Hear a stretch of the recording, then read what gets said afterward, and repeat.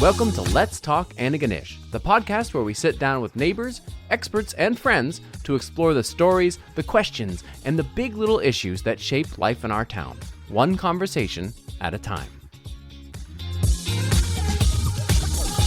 This week, we spoke with Professor Doug Brown to see how the local government is involved in both creating and solving the construction traffic fiasco we've all been dealing with this past month.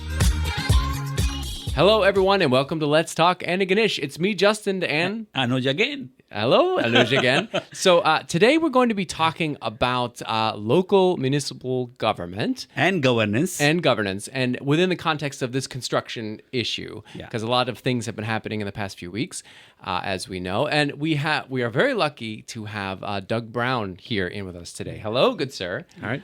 So Doug, so lovely to have you. Yeah, I'm going to give to be here. In case people don't know you, I'm going to give a quick, and tell me if I get your bio wrong. You are a retired associate professor of political science at St. FX, a leading expert on Canadian federalism, intergovernmental relations, and municipal governance, and that's definitely why you're here. Currently a fellow at the Brian Mulroney Institute of Government. Right. That sounds right? Yes. Yeah. Great. And so it's nice for us to have a sort of an outside party. And a professor. And a professor, an expert. Yeah. We had just, so everyone knows, we had asked Randy Delory, the CAO, and the mayor if they would like to send someone on to talk about this, but because of some issues they're having with communications, they said they will not be sending anyone here until after February, which is obviously too late. That's something we're going to be talking about in this discussion. So it's not that we didn't ask them, it's that they're not sending anyone, which is great because now we have an objective outside party. And if I may just add the obvious thing, Doug is also an Antigonisher. Yes. Yes. So hopefully we'll Yes. hear Full from you on disclosure, both counts. I've been in the area since 2005, but lived in the county for most of that time, and the last 3 years I've been in town. So you've been observing the function of the local government for a while. For a while. Yes. Yeah. So great. So so we all know what we're talking about. We're talking about the problems that have cropped up with the construction. So as everybody in this town knows, there have been some huge problems and delays from the multiple construction projects happening in town. The one out in Bay Street has caused the biggest grief because that's the one with the people trying to access the hospital. Tensions have been mounting, delays have been mounting, and there was an emergency meeting on Thursday from the council where they gathered people together from the town to air grievances and to figure out if there could be a solution. And before we get started, in case you haven't already heard, as of this coming Monday, they're going to switch to overnight construction only. No construction during the day. That's a very wise decision for sure. If they can afford it, for sure. Yeah. Yeah. So that was something that came out of this council meeting.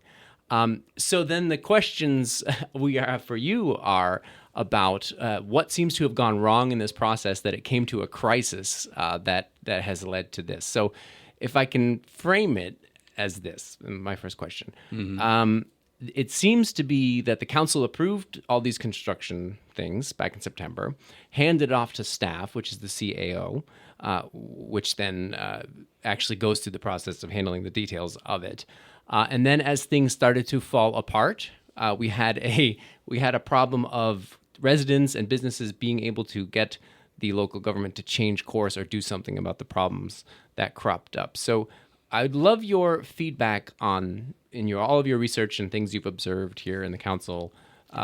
What seems to have broken down in this relationship between people living here and the council responding to these concerns? And if I may just quickly add, Justin, is that as someone who has watched this intersection between the local government and local governance, how does this, as Antigonishers, what can we expect? Who plays what role in this structure?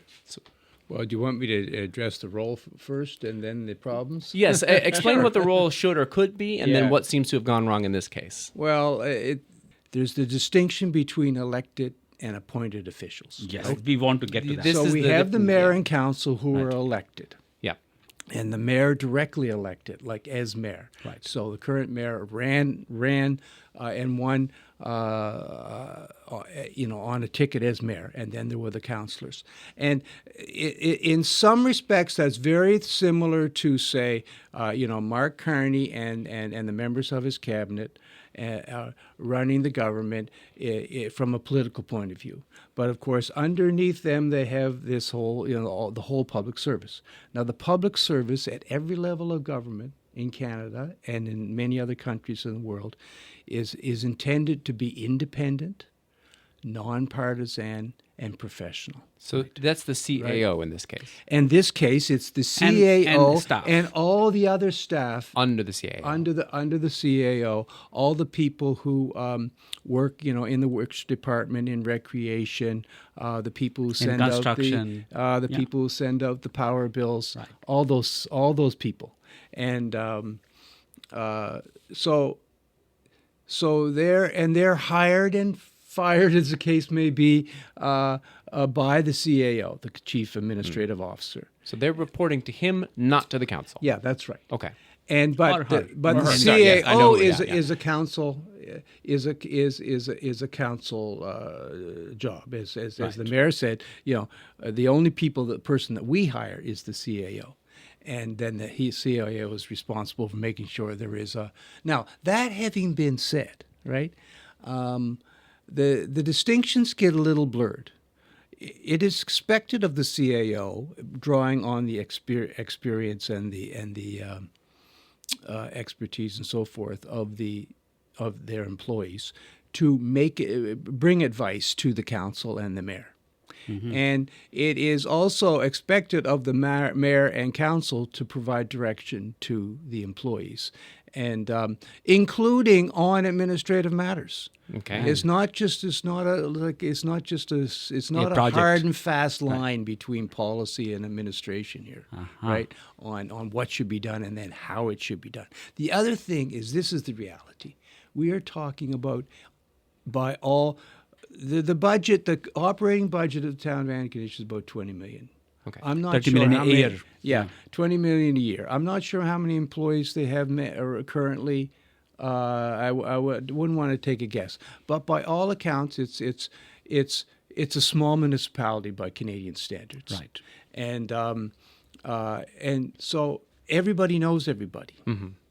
And there wouldn't be and alone. that's typical of any small town or county. And let me tell you, if you're in the city of Toronto with 2.5 million people under one government, right, city councillors have a lot of people that voted for them and very big districts, but it doesn't matter. They do the same thing that councillors do here. They feel that they can get up in the council meeting, and this is their prerogative, to get up there and complain about and argue with the staff about things in a civil way, of course. At the end, but knowing at the end of the day, it's the staff responsibility to do it. So this is a governance tradition. Yes, that's a governance tradition, and it's a little easier to maintain in a large, aloof, thing. Right. And, where if you're an average employee, say in the Department of the Canada Revenue Agency or the Department of Transportation, in Ottawa, you may never meet the minister. Right. That doesn't happen here. Of course, Yeah, right? everyone knows. I mean, local government is very immediate, and it can be very personal, which means that sometimes if there are, sometimes you have actual clashes of personality and whatnot. Yeah. So I have a question then specific to this because there seems to be some tension there, I suppose, or At least perceived tension. Well, it's built into the system in a good way, like it's supposed to be, which is good. But this project has sort of made that very apparent, that there is a difference between what the CAO and the staff are doing and what the council is able to change or affect change. At least in this case. In this specific case. But the last meeting that we just saw on the 11th, a lot of people were there and explaining how dire everything was. Then the council went into an in-camera session, and they came out and they made that important change, which was to say we are now saying to the construction company that you're only going to work nights. So in this instance, they were able to sort of get into the details of the project and change it from a council perspective, because the CAO was not even present. And that seems to be different from how it had been before. I'll just read you a couple quotes from the mayor at the meeting. The mayor said, "We follow the government CAO system, and as such, council has one employee, the CAO. We cannot direct staff. we as individuals or collectively cannot direct our engineer to do things. So that is saying we don't have the power. He also said that they hadn't seen the details of the contract, the contract with the construction company. The council hadn't looked at it. Which is probably normal, because It's as a normal. mayor, if I was to be mayor, how much am I supposed to get into the weeds of the technical details, of Yeah. how big the pipe should be and what should be, not his job. So explain to us, how does that play out? How does that play out, and how did they then decide? Okay, we are going to step in. Well, you have one of the new councillors is an engineer, right? Right. And then there's the town's chief engineer as an employee. The employed person is new. Right. So I don't see anything of the matter with say whoever the town's legal advice is attending a meeting and taking the town through a major contract, taking the councillors through that Details. that kind of detail. Certainly on key issues. Let's say, for example, the Ministry of Defense is deciding whether to buy CF-18s, or C-35, Wow, okay. whatever fighter aircraft from the U.S. or the Swedish version. He's going to want to pour over. He's going to want the staff to take him through, he or her, take them through. Right. At least some of the details And the risks. and the risks. This is the thing. How can you communicate risks? How can you communicate complexity as politicians if you don't know some sense of that? So there has to be some communication. There has to be, in fact, continuous communication, and it's the job of the CAO to anticipate the political. Without being political. Yes. They have to be nonpartisan. Yeah. But to anticipate the political problems. Right. You're never going to be a good deputy minister in government if you don't know the kind of SHIT that the minister might, have to. I'm getting a lesson on political science here, Professor. Might Yeah, step okay. in, Right, too, right? But is it just communication, or can I also interpret that as relationship? Communication is more of a technical area. How much you communicate, but how do you build that relationship that is built on trust and build on openness, and is that a factor that you teach in your classroom or not? Well, people teach it a lot, and of course, one of the things that's changing, and you sort of mentioning it, is the whole way of getting the word out has transformed itself. Right. And in this town, it's particularly, we saw the demise of the casket. The other, newspapers are almost gone. I mean, there's still Guysborough Journal and so forth. But, and then social media has taken place, but the extremes of social media, and and people can feel and anonymous say what they like in terms of the comments and all that sort of thing. It has its problems. Right. As a communication device, even though it's extremely helpful. A lot of people Still rely on that. So I think you would be remiss. I know all over Canada, I've been a member of the Institute of Public Administration for decades, and you see, and they're all federal, provincial, municipal, people from all walks of life, and they're always talking about this, and they're in the weeds about the most effective way, and certainly they will tell you, well, yes, you still have to let your people know on social media. You have to reach people where they're at, but at the same time, it's not particularly good for deliberating and debating major change. Yeah. Because people get hunkered down too quickly in extreme positions. We saw that, honestly, in during our the consolidation. whole debate over the consolidation, right? Mm-hmm. And it just doesn't, point. it's not good for that. So I suppose more meetings, but the thing I was saying to you when we first talked about doing this thing, that one thing you do find about from the teaching students over the years, and it's true generally, is that people don't know as much about local government I am getting educated right Yeah. now. You can, Yeah. it's because, all the attention is on national politics and then less so on provincial politics. Even though Yeah. our immediate life gets affected. By Oh, absolutely. Absolutely. What government controls the most important things? Like, how do you get to work every day? Where do you, where are you going to live? What can you do with your property in terms of buildings, rents, all sorts of things about your daily life. And yet, if nothing goes wrong, and we have been around the world, people look at our cities and our municipalities, and they consider them generally as extremely well run, and in for most part a non-corrupt kind of way, and so. But we're all caught up now in the kind of affordability and cost issues. So people are concerned about where their taxes are coming. Yeah. Going.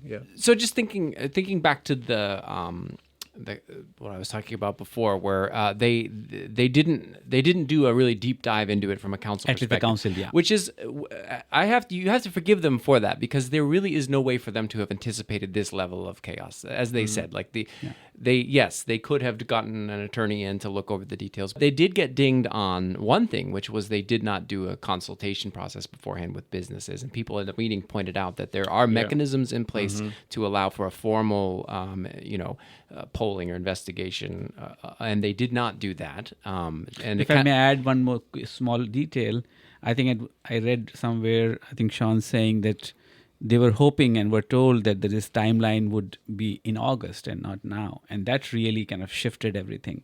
Yeah. So they got some external things caused them. But they didn't. And the mayor said he didn't even necessarily know about these other mechanisms in place. So that is a failing, I would imagine, on their part not to have done this investigation beforehand. Or is this just bad luck? Well, there's undoubtedly some bad luck, and there's all. But one of the things that is a little bit mysterious to me is, the Annikanish is Annikanish. The topography of it is, there are only 3 or 4 ways in. And if you're up on Beach Road coming back from the dump, Right. you see how much of a valley it is. And that 337 comes down on Bay Street. That's quite a little funnel there. And so we find out now, just if you close off 2 or 3 of the entryways in, you very quickly find out. I know that the people from the outside of that meeting, I know Dr. Hamilton was there, and he said, look, there's 100,000 people trying to get at this hospital. You should have known, even without a study, that closing off, like you're saying, that one choke point would have led to disaster. Well, what he means is that there's 100,000 people to cover the service area, and there are some departments there where people come from Shedikan and as far as way as at the top of It's a regional County. hospital. It's a regional hospital. So they should have known ahead of time. Yeah. But people have been talking about access to the hospital in cases of flooding and other things like that for a long, long time. And so you think maybe they need a little more contingency planning. Right. And the other thing I wanted to mention was that the province has a Department of Municipal Affairs, which does offer a lot of generalized, consulting and training services. Right. And I think they might have been appealed to for some help, and there might be some role for the Union of Nova Scotia Municipalities to talk about UARB, the things that can go wrong, and for all I know, they do have that kind of thing, but to learn from other municipalities. So, here is another timeline issue that I think, Justin, you outlined earlier, is that one element of this challenge we are facing is the timeline of the funding. Mm-hmm. So one of the arguments, at least we have heard in public, is that because this money has to be spent by March 31st, or I don't know exact detail, there was some pressure to start it now rather than do it next year or whatever. So is that not negotiable? Is there- Can is they there not no- just sit down across the table and say, hey, this doesn't make sense? Because this whole problem was created by this timeline. Yeah. Is there no mechanism to just say, hey, give us an extra 3 months or 6 months, and then they can still get their funding? Is that impossible? No, certainly not impossible. Right. It has happened before? Yes, it happens all the time, as far as I know. But the point is but you still have to have a sign off on that. Right. Of course. There's an accountability part. Yeah. And let's suppose the government is changing, and I suspect if you have a government in Ottawa, which have frankly bigger fish to fry these days. There and other major projects that are on their list, and a new budget, and all these sorts of things, then the pipeline gets clogged really easily. If they allow all this flexibility. Well, or just the flexibility will take time to determine, and so then you're sitting there. You're a mayor and council, or the CEO of of a municipality, and you're saying, okay, well, if we there's one thing to delay the project. The other thing is, as we know, with our seasonal thing, is that could get delayed until next summer. Yeah, that could be and 6 do we months. really want to? It's like the dentist saying, well, it's a Pain little now bit or of pain suffering now, or a lot of suffering later. Right. But But what does your kind of historical or understanding say about these matters? Especially when it's in town like Antigonish, where we could have possibly seen the risks are high, given the situation we are in and the weather coming. That should have been made. What is the normal good practice around this? Well, I don't know what all the risks were, and I don't know why all these projects were delayed, including, of course, it's like there's a project going on, at the top of Church Street and Highway 4 that is actually, not the town's jurisdiction at all, but it has huge spill-on effects because it it's happening all the same time. When my wife and I were away for 2 or 3 weeks in November, we came back, and I said, downtown's just like New York City. Yeah, exactly. and that's what everybody's been experiencing.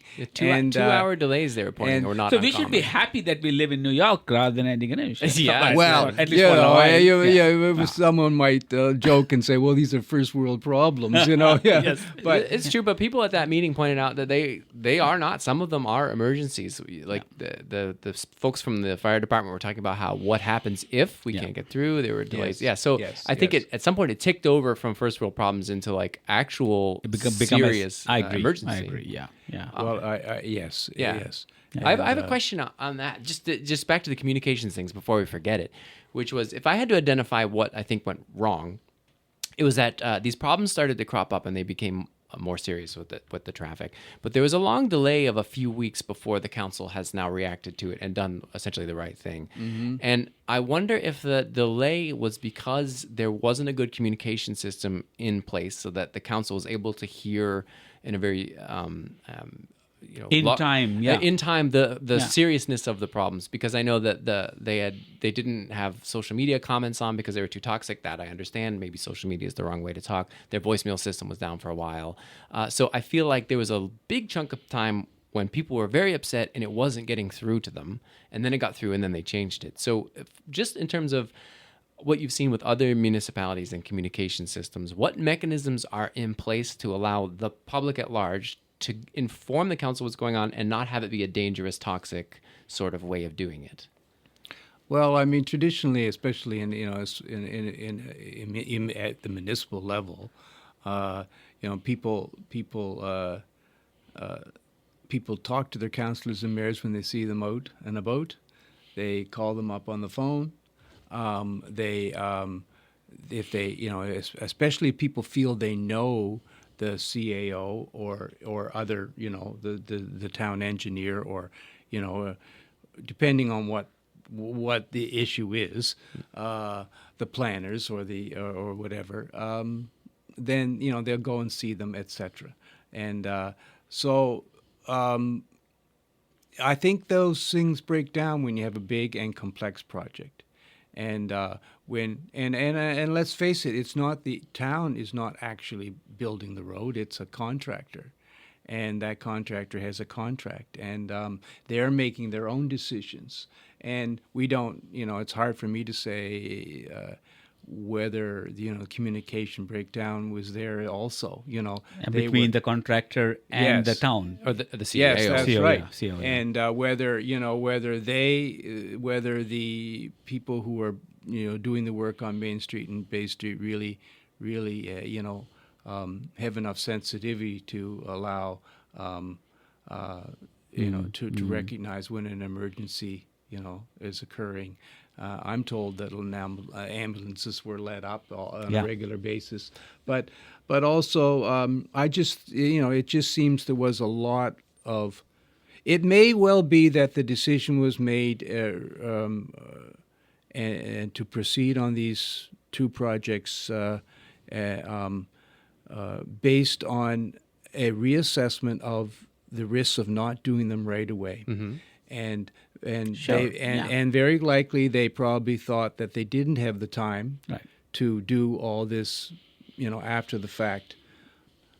Things. They were operating, it seems to me, in good faith. Yeah. Yes. Like these were decisions that they made because they are important. I agree with all that for sure. So I think there's a lot of anger directed at them with a hindsight 2020 problem. But the great challenge for, I think, especially elected officials, but also for the chief executives as well, is always to recognize that tipping point, Right. when you've got to change your mindset. And these are not just a few little bumps on the way to thing. This is a major problem affecting with the spillover effects.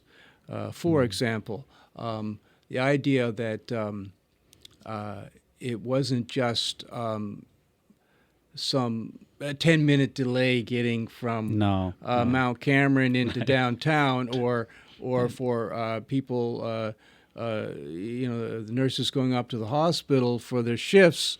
This had ripple effects, as you say, in the downtown business community, on the availability of parking, on all sorts of things. Doctor's appointments. Yeah, Healthcare that's issues, right. yeah. So it becomes and then there is, as you well know, some of these are problems of success, but there's a lot more students with cars on campus. Right. It was a fairly robust tourist season this year. Right. A lot of people coming into town. I mean, these are good things for Anakinese, right? for sure. Right. But it's. But yeah, and you see it all the time, and governments aren't perfect, and they can be very sclerotic, shall we say, when they are think they've got, and of course sometimes you have to second guess the public. Right. Of course. Yeah. It's just a bunch of cranks who are, all that, One very loud voice. That person is always complaining, and the public don't realize they have to, this is for the long-term good. They just have to suffer a little bit of pain. But again, like I say, there's that tipping point. Right. You've got to recognize it, and you got to try and get out in front of it as soon as you can. I know in corporate governance, and there's a lot of business schools studies, have all these case studies about, what, the Tylenol case or whatever, Yes. what went wrong, and what kind of, these are issues that kind of come out of nowhere, and how you respond is a big test of leadership. But and as we talk about this possibly as a case study to learn, how do we kind of understand this communication coming from mayor, which is welcomed by so many people, so that there's a possible solution coming our way, and we probably will have a better Christmas than we thought we will have before this decision came out. But from a purely kind of technical point of view, who is the best deliverer of this communication? Is it the mayor or is it the staff? Or a PR person or a Or media a PR person. contact. What is the kind of good practice around this? I think in an emergency context, Right. I think it's best for the mayor to Okay. be the big communicator. Right. I give you an example of what was the name of this guy who was the mayor, then the mayor of Calgary, when they had very serious floods about a decade ago. And the mayor knew that it was his responsibility to be the public face. Right.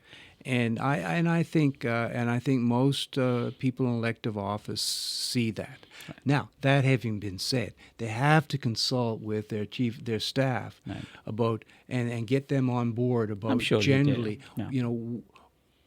maybe not exactly what to say, and certainly not exactly how to say it, but to get their advice on that. Right. Mm-hmm. And and I've talked to a lot of deputy ministers at the federal and provincial level and so forth over the years, and municipal CAOs, and and they'll say, well, what do you think, so and so, and they'll say to their mayor or their premier or whatever, well, whatever you do, just don't say that. Mm-hmm. And that's always good practical advice. Sure.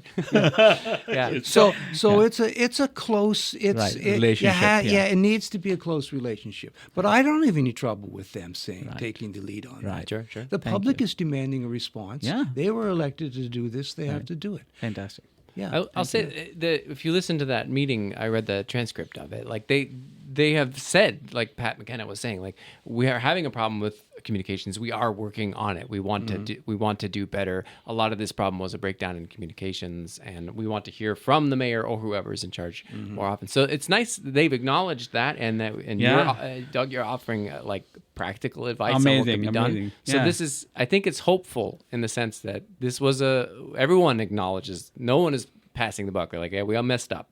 Let's do better. And so now we're working on doing better, which is nice. It's positive outcome. Yeah. Is there anything that we haven't talked about that you think it's important for the public to understand about municipal governance in this case, or just in general, or advice that you would have to either the public or the local council?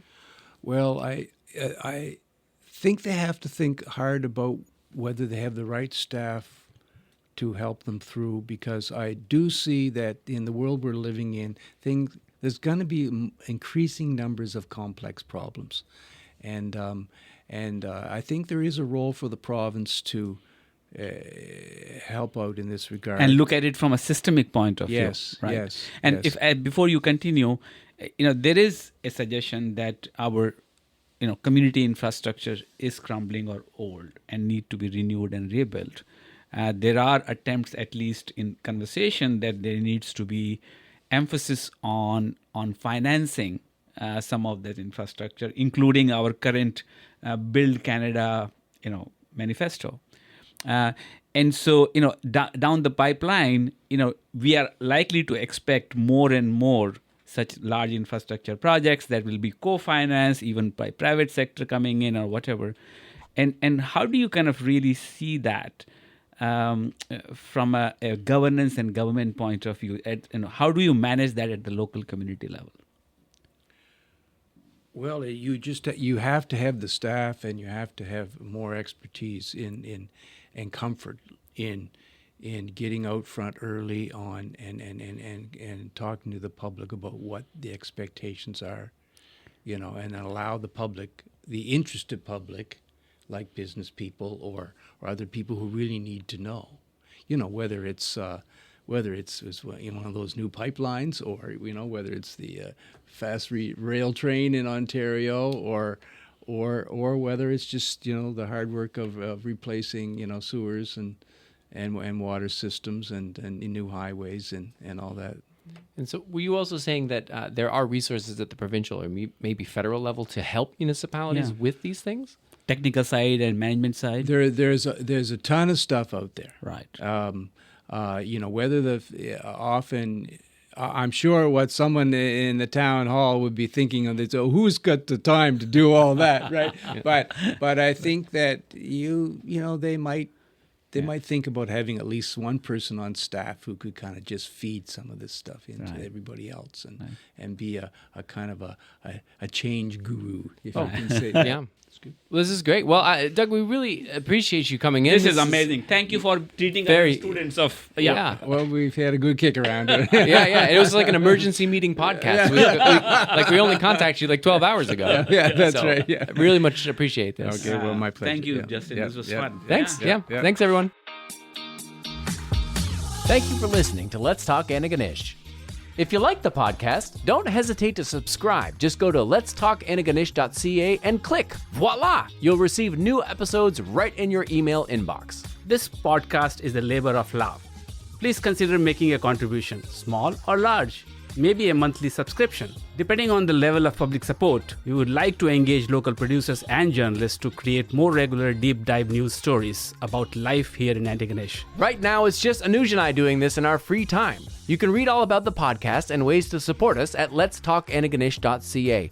And if you're a local business that wants to sponsor the podcast or even place an audio ad, we are certainly not opposed. A huge thank you to all of our subscribers and especially our paid subscribers, which have helped us to buy the audio equipment that we needed to get this thing off the ground. And remember to get in touch with us if you have an idea for a future episode or a burning question about life in Antigonish that you want us to explore and get answers to. We welcome all feedback. Just email us at letstalkantigonish@gmail.com.